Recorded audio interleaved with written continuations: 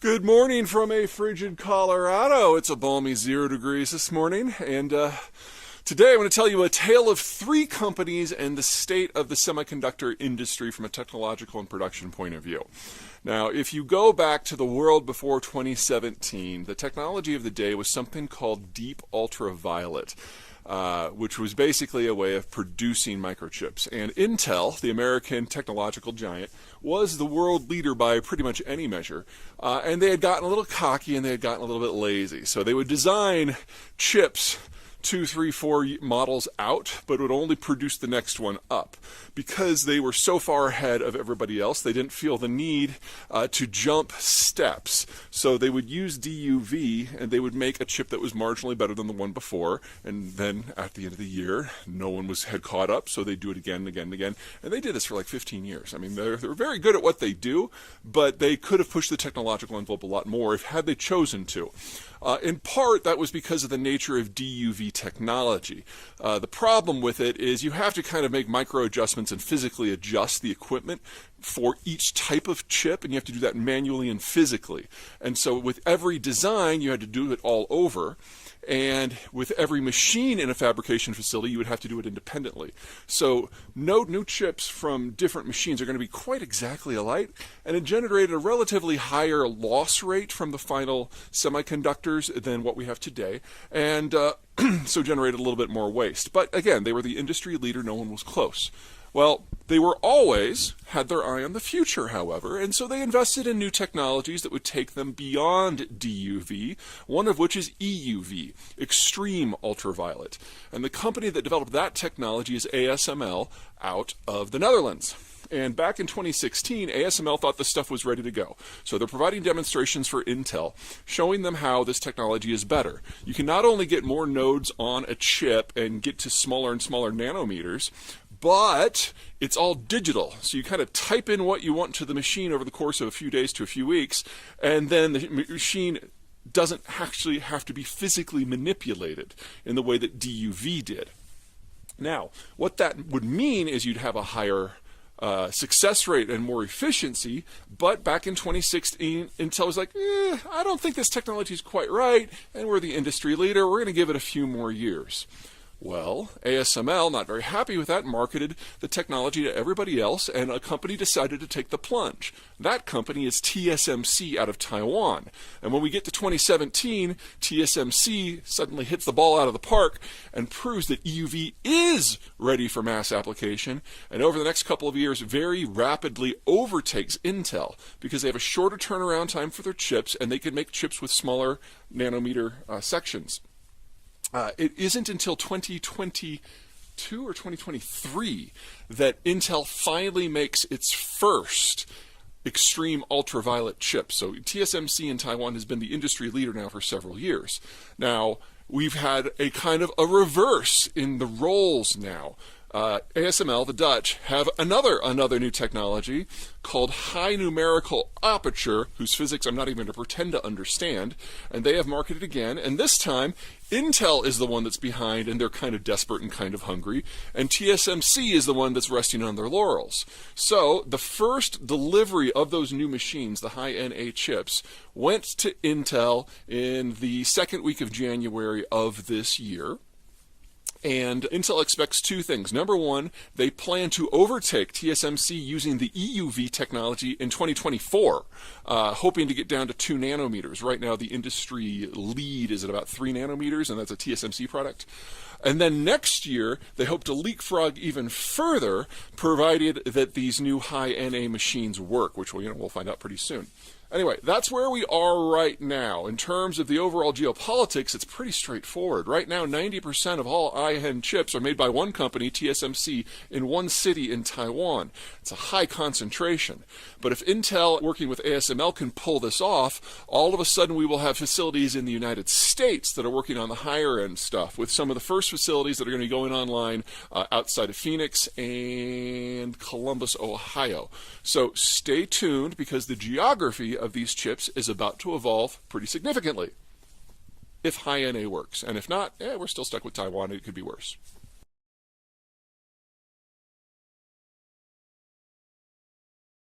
Hey everybody, Peter Zeihan coming to you from Colorado. The big news over the weekend is that a Hong Kong court has ruled that China's largest property development group, Evergrande, is bankrupt and needs to be broken up. This is something that the Chinese government has spent a lot of effort on the last 2 years not happening because, well, let me give you a little backstory. So there's two big things that dominate the Chinese economy. The first is something I call hyper-financialization, the idea that the government both de facto confiscates the savings of the citizen population so it can only go into projects funded by Chinese state banks, as well as massively expanding the money supply to a tune of like almost triple what we have here in the United States in order to make sure that there is plenty of cash sloshing around in the system so that banks can loan anything in any amount at low terms to anyone at any time. Because if they can do that, they can expand, and hire. And people who have jobs don't go on long walks in large groups together. It's a public stability, political control approach to finance. It's not about profit. It's about throughput, because throughput requires a lot of bodies. Anyway, that's the goal. In that sort of situation, you get two things. Number one, you get companies like Evergrande who gorge on all this bottomless supply of debt to build, even if there's no demand. Second, you get a population who knows that their private savings is almost worthless because the Chinese government is forcing them to keep it in the state banks. And they want to put it into a hard asset that preferably the state can't control. And if they can't get their money out of the country, then the next best thing is a hard asset in the country, which typically is property. So you get people pooling their private savings in order to buy condos. And each condo is typically owned by a different consortium of private individuals, making untangling it. Also, you have somewhere probably in the vicinity of 1.5 billion units in the country that have never been lived in, never will be lived in. So you're talking about 100% overbuild conservatively. Some estimates say it's as high as 3 billion, which is just so far beyond stupid. Anyway, Evergrande going down means that their debts aren't going to be serviced anymore, and the physical assets they have are going to be parceled up, and foreign investors are going to be coming in and seeing what bits that they can get. None of these things are things that the Chinese Communist Party would normally allow to happen. So, there's a couple ways that this can go. None of them are good.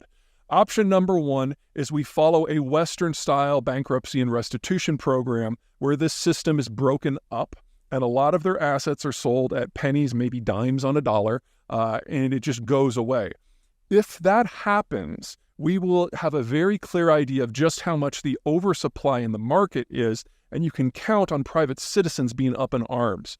Probably, the best estimate I've seen out of China is that 70% of total private savings is wrapped up in real estate, and most of these assets are worth no more than 10 cents on the dollar. So if you have a fire sale of the single largest player, which controls 1/6 of the market, holy shit, things are going to get real very, very, very quickly. Option number two is that the Chinese step in and abrogate the Hong Kong ruling. Now, legally, this cannot happen, but the Chinese Communist Party is not really big on legal details when it comes to Hong Kong in particular, and I have no doubt that they could stick their noses in that. If that happens, then Evergrande goes on some sort of state drip, and everything with the system just kind of limps on, with the understanding now that Hong Kong has no legal authority over its own holdings, which will start an exodus of what few international firms are still there. Regardless how this goes, don't expect anything in the market to get better. This is not like, say, the TARP program that the United States put into place back in 2008 at the bottom of the subprime crisis, which kind of froze the market and put a floor under things and allowed for reforms in economic growth to eventually heal the damage of the subprime crisis. No. This is a one-off decision that is not just holding back one rock from rolling down the hill. Evergrande may be the biggest player in this market, but it is by far not the only one who's been doing stupid things like this, building condos that have no demand or running it like a Ponzi scheme. Every development company in the country basically operates this way, and the second and third largest players in the industry are state-owned. So you can count on the Chinese government not using this as an opportunity to break with the old model and put into place something sustainable. And even if all of a sudden this place were run by a bunch of Austrian economists, it's too late. Housing demand, legitimate housing demand for houses that people actually live in, is dominated by people aged 20 to 45. people who are starting out. Well, 45 years ago, the Chinese government instituted the one-child policy. You combine that with the most rapid urbanization program in human history, and there are no longer enough people under age 45 to do anything that is consumption-led, including home buying. So there is no path out of this that follows any pattern that we have established in a market environment, which leads us to political and social outcomes where the market economics are just atrocious and getting worse by the day, with a government that is becoming ever more nervous about the state of the economy and the loyalty of its population. I don't want to say anything overly dramatic, as like this is where it all starts to fall apart, because we've had a lot of things like that go down in the last 18 months. But this cuts to the core of what enables the average citizen to actually support the government. And there's no way we move forward from this without a lot of side damage.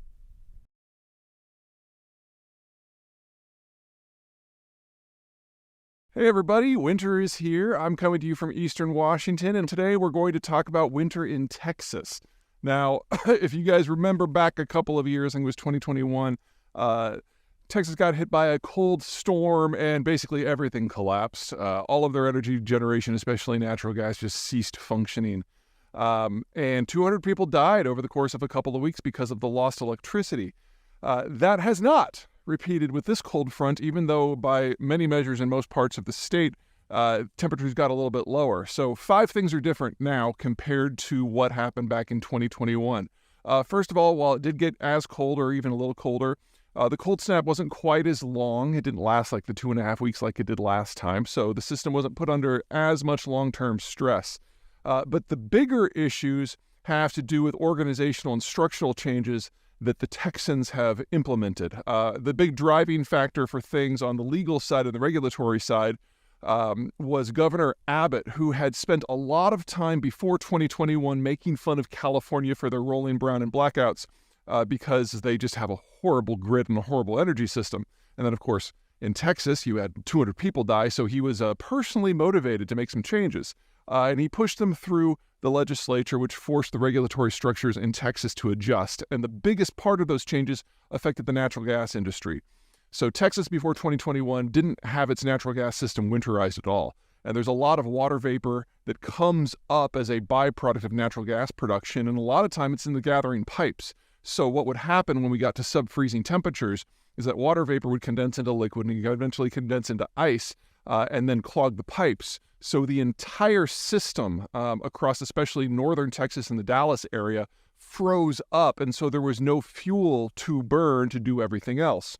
For political reasons, Abbott blamed the wind industry because, the wind did stop going, but it was mostly natural gas that carries the backbone of power generation in Texas, and that is what failed most spectacularly. So in order to get things going, they actually had to waive almost all of their safety regimens and regulations, and people were going out with acetylene torches to manually melt the pipes. And of course, natural gas is flammable and explosive, so we were kind of lucky that didn't get completely out of hand. Anyway, this time around, the changes in regulations forced producers across Texas to actually implement some of the best winterizing technologies that we had back in the 1960s. And the Texas grid now is on par with where Arkansas, Oklahoma, and New Mexico were about 1975. So, this is some really basic stuff when it comes to things like insulation. Anyway, it was more than enough to make a difference. Okay, so that was the first big structural change. The other big structural changes had nothing to do with regulation. It's just how things have evolved. So the new turbines, wind turbines that the Texans had put up are more than 200 feet taller than the ones that were up 3 years ago. And that means they reach higher, they tap stronger air currents that are more reliable. So even though the wind did drop, we didn't see nearly the drop-off in power generation capacity because the physical structure is now different. Second, Texas has put up a whole lot of solar. And when these winter storms come through Texas, usually what you get is a lot of wind, a lot of freezing rain, maybe some snow. And then once they blow through, it's cold, but it's clear. And so when you have temperatures in the 20s, solar doesn't really care what the temperature is unless it's like crazy low or crazy high.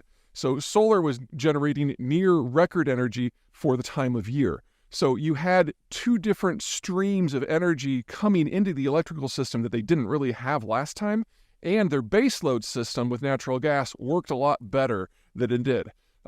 This sort of change is the sort of thing we're going to see in some way across not just Texas, but the entire country and the eventual world. We're seeing more and more wind and more and more solar, and it doesn't always go right the first time. And we discover that meshing these systems together is more problematic than kind of the breezy things that the Greens say. But when you have multiple systems that do feed into the same network, you do get a lot of redundancy when one works and the other doesn't. The trick is to make sure you have enough spare capacity that you can dispatch at any given time. Now, in the past, solar and wind aren't very good at that because you can't dispatch them. If the sun's not out, if the wind's not blowing, they're kind of useless, and you have to rely on older fossil fuel things like natural gas.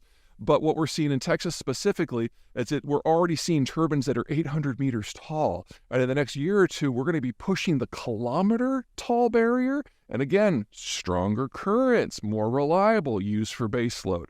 So I don't mean to suggest that all of these problems when it comes to storms and interruptions are going to go away. But as the technology evolves, we're getting better able to adapt and having a little bit more insulation on the backside as well. That's it from me.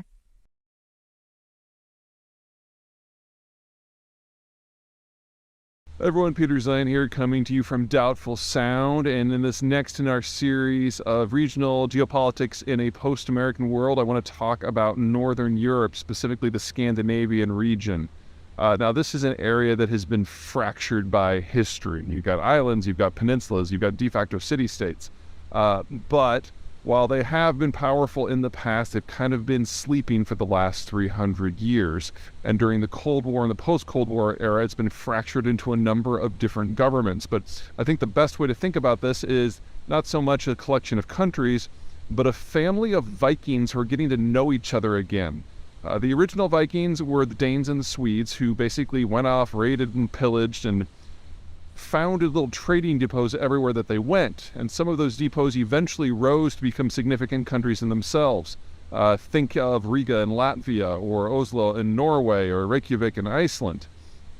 But by the time we get to the modern era, they had been broken into different spheres of influence. In the post-Cold War environment, however, especially now with the Ukraine war happening, we're seeing a changing of fortunes as these countries are rediscovering each other. And we're already in an environment where a lot of them consider themselves so familial that they already have a lot of joint embassies around the world. But if there's one thing they're all concerned about, it's Russia. Denmark is the last country approaching the Baltic Sea, so that if the Russians ever make a bid to get into the open ocean, they go by them.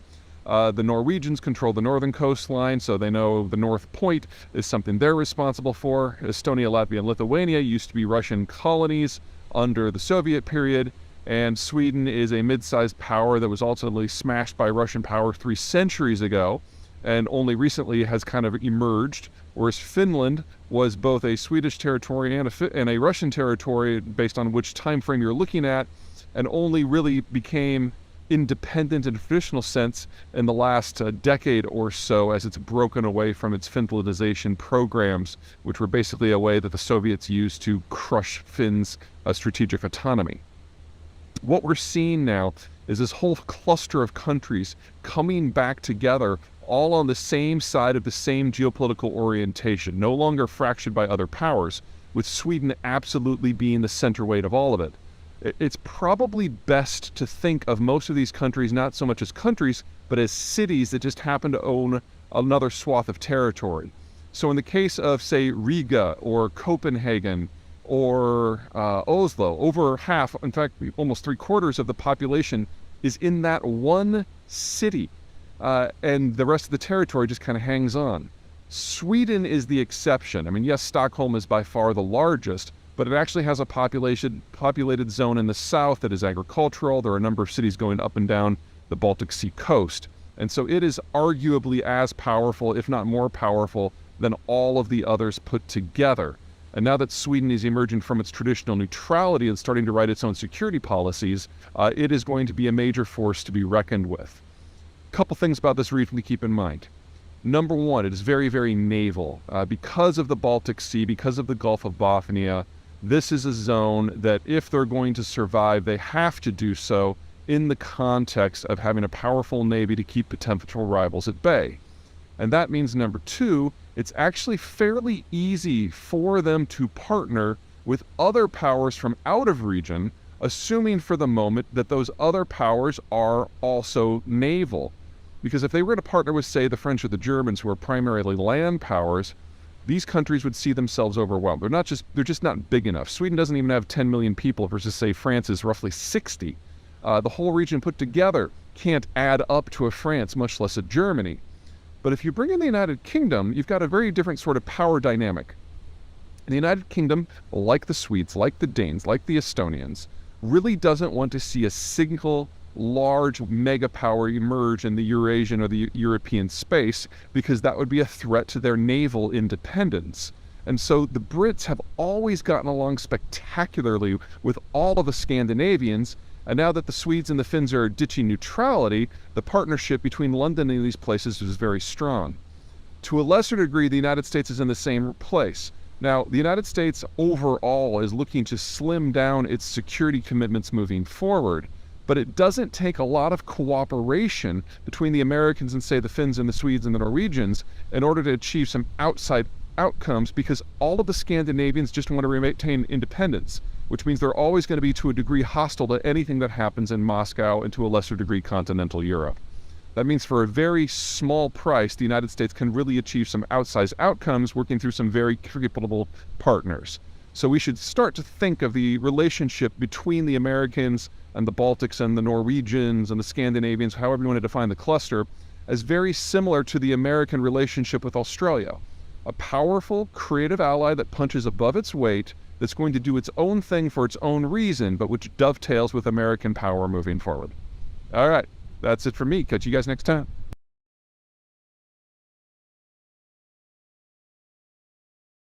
Hey everyone, Peter Zeihan here, coming to you from a very foggy Colorado. It is the 16th of February, and the news today is that Russian prison authorities have announced the death of Alexei Navalny, who was a political prisoner who had the audacity to criticize Vladimir Putin and run for office long ago, years ago, and has been in prison ever since. He was transferred about a year ago to a high-security prison in the middle of nowhere in Siberia. It was an old Soviet gulag. This is basically where the Russian government sends people when they want them to die, because it's cold, it's brutal, there's no heat, and medical service is deliberately denied. So the idea that he's dead is not exactly a shock. The Russian government very well could have actually executed him, and no one would know. Now, back in 2021, the Biden administration said the death of Navalny would trigger a collapse in international relations that would really punish the Russians. But since then, the Russians have launched a war and killed a couple 100,000 people in Ukraine. So pretty much all of the stops that could be pulled out have been pulled out. And about the only way to punish the Russians now would be to send a lot more weapons to Ukraine, or to do an outright block of all of their energy exports, neither of which on the moment, for a mix of political and economic reasons, are on deck. So I don't want to say anything weird like, the Russians are going to get away with this, because there's a lot going on, but don't expect any sort of tactical response from the Americans in general, or the West. Now, before anyone gets to crying about this, a couple things to keep in mind. Number one, Russia's not a democracy. It hasn't really been a democracy in over 20 years. So even if Navalny was allowed to continue to be part of the political conversation in Russia, it's not like he has any chance of changing policy. He was more of a personal annoyance to Putin and nothing more. There are other people within the ruling party who have decided to run for presidency against Putin on a very nationalist ticket, but just be opposed to the war, and they're not being allowed to participate either. So it really doesn't matter. It's something that pro-democracy activists in the West get really excited about because he's a name that more people know, but he was never going to have any influence. Second, careful what you wish for. Navalny may have been a nicer guy than Putin, because, low bar, but he was just as nationalist. And his biggest criticism of the Ukraine war wasn't that it was happening, but it just wasn't being prosecuted very well. People forget that the strong predilection among Russians is to continue the war. They just don't want to be part of it personally. The idea that Russia needs to expand its borders in order to survive is not one that is particularly debated in Russia. It's a generally been their security policy for 400 years, that as long as your external borders are flat and open, you're not safe. So you have to go through Ukraine to get to Romania and Poland and the rest. Now, of course, that's bad for Romania and Poland and the rest, but the Russians are not misreading the map. And unfortunately, that gets wrapped up in the political discussion so that folks like Navalny appear more important than they really are. So, I mean, I feel bad for the guy and his family, but we were probably always going to get here.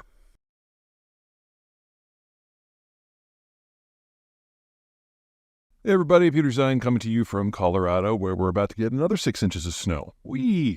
A lot of you have written in about the Biden administration's decision to put an operational pause pending further review on liquefied natural gas exports. There are a lot of people talking a lot of things on all sides. On the energy industry side, they're saying that this is a breach of proper protocol and it's going to really inhibit future investments across the sector. And on the environmentalist side, they're talking about how this is the end of that sector altogether, and they're dancing and singing Kumbaya. Everybody's wrong. Let me kind of lay out what this stuff is. So natural gas is normally transported by pipe because it's difficult to move, it's difficult to store, it's difficult to produce. And so you'll have a pipe network like in North America that is separate from the pipe network in Europe, which is separate from the pipe network in China. Those are the three big ones. You got some smaller ones around the world. They don't connect, or they can't connect. And so if you want to link these together, what you need to do is have a facility on a coast that will chill the stuff down to something like negative 300 degrees or so. And then it's a liquid, and then you put it into a specially designed tanker that can handle these cryogenic fluids. And then you transport it across the ocean to another facility where it unloads and is regasified and then put into the new system. Now, we've been doing this for a few decades, but it's only in the last 15 years that it's really started to become big. And the primary reason for that is the environmental movement, because natural gas, if it's properly burned in an appropriate facility, a combined cycle natural gas plant, generates about half of the CO2 emissions of, say, a coal plant. Also, you can spin up a natural gas facility in just a few minutes, as opposed to a coal facility, which can take hours to even days. And so if you want to pair it with, say, wind and solar, it's the perfect complement fuel, because when the sun goes down or when the wind stops, you can just turn this thing on. And so if you want to get the full capacity from your wind and your solars, you really have to have a conventional system that's dispatchable like natural gas. Now, the United States currently has enough capacity, nameplate capacity, to chill and ship about 13 billion cubic feet of this stuff per day, which makes it the largest exporter in the world already. And under construction are facilities that would allow another 12 BCF per day, which, if you remove the United States' existing capacity from that, that's again the world's largest. And then there's already been stuff permitted for another 16 billion cubic feet per day. So, you add those three together and, where we are right now, that's enough to supply all of Japan. If we bring all of these online, that's almost enough to supply all of Europe. And the Biden freeze doesn't touch any of that. It is a pause of the review process for new facilities. Now, if the United States were to bring these all online, so 13 today, 12 in the few years, and down the road, maybe another 16, you're talking... 40? Yeah, it's more than 40 BCF. And that would be roughly 1/4 to 1/3 of total U.S. consumption of natural gas. If we did get the number that high, we'd have a lot more price linkage between the U.S. market and everywhere else. Remember, natural gas is pretty much sequestered, and LNG has traditionally just kind of played at the margins. But if we had this kind of volume, then Americans would start to be exposed to global natural gas prices. If that were to happen, instead of this $2 to $5 range that we've kind of become used to and is probably going to be our norm for the next few decades, we'd probably see prices regularly going above 15 or 20 as we have international price shocks because of things like, the Ukraine war, or something blowing up in the Middle East. When you only have about 10% exposure, or in our cases a little bit, 10%? Yeah, we got about 10% exposure. The price swings are very muted. And so back in 2021, when the Ukraine war was hot and heavy and we thought we were going to lose all the Russian gas at the same time, The Europeans were dealing with natural gas prices that were well over 70 for a few months, and it was pretty ugly for their industrial stuff.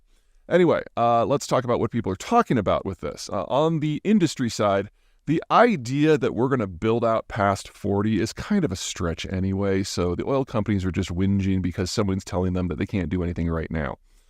Second, the Biden administration has not oversold this. They're saying it's a temporary pause of the review process to consider climate change. Well, if you want to consider climate change, natural gas is the perfect fuel to ship out in bulk because it's the only thing that really pairs with solar or wind. You're not going to do this with coal. That would be silly. And batteries sound great until you realize the industrial process that's required to build them at scale is never going to make them more than a niche use in specific areas. I'm not saying there's no use for them there, but natural gas is so much easier. It's so much cheaper.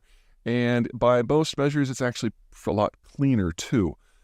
So you're only going to put batteries in places like Phoenix maybe, where the solar intensity can be really, really high, and they just need to save some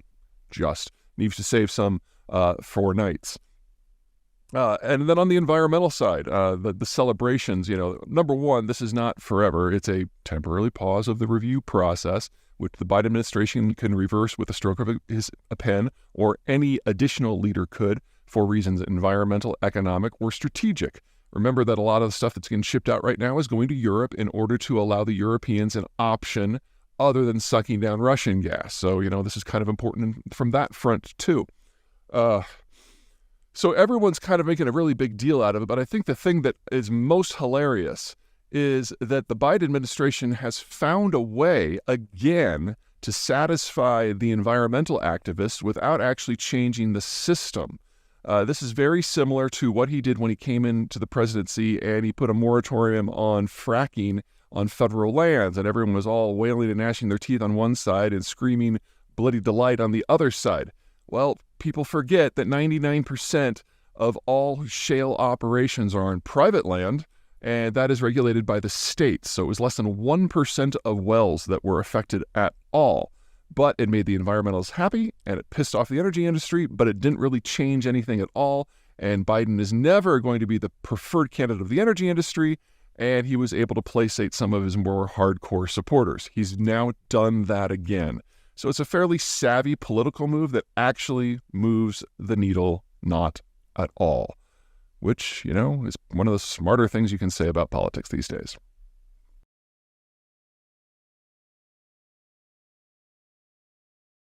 Hey everybody, Peter Zeihan here, coming to you from a chilly day in Delray Beach, Florida. Well, chilly for Florida. It's like 50. Today we're going to talk about what's going on in the world of maritime shipping and why we should be thankful that nothing's gone horribly wrong yet, and why we shouldn't count on that continuing. Just a quick recap of what's gone down in just the last couple of months. We've got Ukraine taking accurate potshots at Russian energy facilities on the Baltic Sea at a place called Ust-Luga, and on the Black Sea at a place called Tuapse. And they're gearing up for an overseas kit now. We've got a drought in Panama, which, based on whose numbers you're using and whether you're going by value or tonnage, has reduced the throughput of the Panama Canal by somewhere between 1/3 and 2/3. We've got Houthis in Yemen who are taking pot shots at pretty much every other vessel that happens to go by them, which has reduced shipping through the Red Sea by about 10% for energy and cargo. We've got fresh piracy in places like Somalia. It's never really gone away in places like the Gulf of Guinea or the Strait of Malacca. And we've got the Chinese making ever louder noises about wanting to change the security environment in their own neighborhood, even as the Russians are actively making roughly 2/3 of the Black Sea a no-go zone. It's a long list. It's getting longer by the day. But, to this point, there has not been a meaningful break in the old system. A big part of that is because of the insurance structure, where every vessel who's sailing anywhere has to get some sort of policy to insure both their hull and their cargo. And while with the ever-tightening sanctions on the Russians because of the Ukraine war, to this point, that system has not been broken. it has been denied Russian shipping, but Indian, Chinese, and Russian state companies have stepped in to offer policies, and so far, none of the ships that have had problems anywhere have been under one of those policies. So what has happened is we've got this dual system where we have the normal world where the Americans and especially the Europeans are providing the insurance for most of the shipping, when you've got this ghost fleet that's developed, mostly older vessels that were about to be decommissioned, that have been brought back and given a new lease on life as second-rate cargo haulers, especially for liquids, where they have a Chinese, Indian, or Russian insurance policy. This ghost fleet, based on whose numbers you're using, it may be as much as 10% of the global tanker fleet. And there's also a few bulkers and maybe even a few container ships that are kind of joining its ranks now too. Anything that the Russians can do to keep things under the table from the point of view of global record keeping and shipping. Now, what that means is that the risk has been deferred and absorbed by this shadow organization that has kind of popped up. We're now in a situation where we're kind of in a holding pattern, where we're kind of waiting for like a real, actual disruption to happen. Because so far, no real country has targeted any sort of shipping. It's not like the Japanese and the Chinese have started trying to block each other. The U.S. is still using its naval power to patrol the oceans where it can, and the biggest beneficiary of that system is none other than China. And we don't have the Russians or NATO deliberately targeting each other's commercial shipping yet. In fact, everyone is very scrupulously sticking to the old structures. They're just kind of trying to maneuver their own ways to get national and regional advantages. Now, this isn't going to be long for the world. This is a very unstable sort of equilibrium that we have reached in early 2024. And this is crazy. That ghost fleet is the reason why it's all still working. It's kind of a testament to the strategic inertia of the system. But now the buffer, the ghost fleet, is something that is largely documented, largely under the table. And if one of these ships gets into trouble, it's an open question of whether or not the U.S. Navy will step in to help. All of these are unknowns, which means as soon as that happens, a ghost fleet ship gets into trouble or a real country starts taking shots at another country's shipping, we don't just lose that buffer, we lose all of the insulation that we've managed to build up in the last 2 years, and we get a very quick breakdown, much faster than we would have otherwise.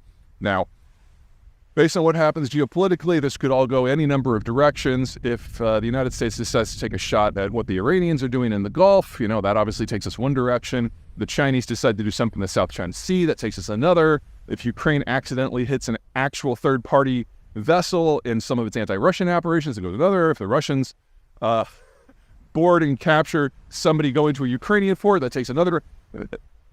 We're on the edge.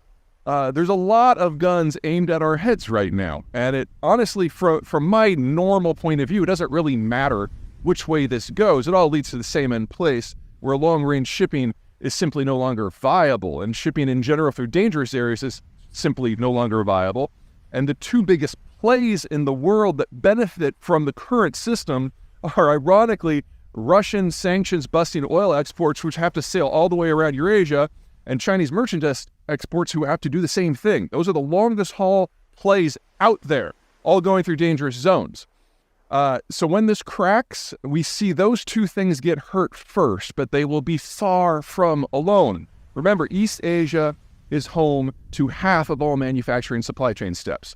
There is no version of manufacturing in the world, especially when it comes to things like computing and electronics, where it works without that setup. And that requires global shipping to be safe. So we need to be prepared for the not too distant future when all of this just stops working. And we have to figure out a fundamentally new model that's probably going to be more based on regional trade rather than global. Okay, that's plenty for the day. Take care.